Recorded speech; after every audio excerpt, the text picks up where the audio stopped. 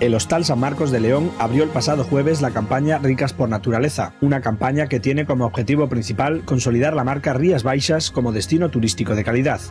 Este jueves la campaña realizó su segunda escala en la ciudad herculina. El Hotel Finisterre fue el lugar elegido por Turismo Rías Baixas para llevar a cabo la presentación. El acto estuvo presidido por el vicepresidente de la Diputación de Pontevedra y presidente del Patronato de Turismo, José Manuel Figueroa, el presidente del Consejo Regulador Denominación de Origen Rías Baixas, José Ramón Meiriño, el presidente de Anfaco Cecopesca, Álvaro Pérez Lafuente, y las autoridades coruñesas, Carlos Negreira, presidente provincial del Partido Popular, Carlos González, teniente de alcalde del Ayuntamiento de A Coruña, el presidente de la Confederación de Hosteleros de A Coruña, Héctor Cañete, y Ventura García como portavoz de las asociaciones turísticas de las Rías Baixas. Abrió el acto Carlos Ruiz, el director adjunto de Anfaco Cecopesca, que señaló la importancia socioeconómica del sector conservero en Galicia y especialmente en las Rías Baixas.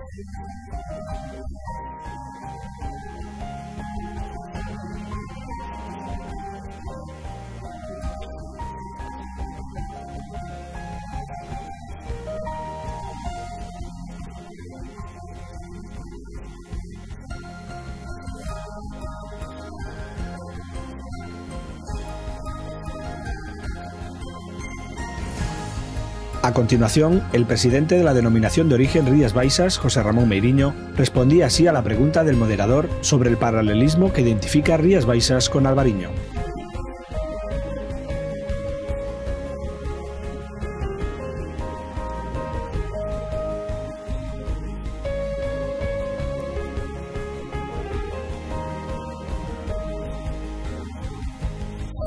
Y tocaba una encerrona, así lo definió Ventura García, portavoz de las asociaciones turísticas Rías Baixas, a la llamada del moderador.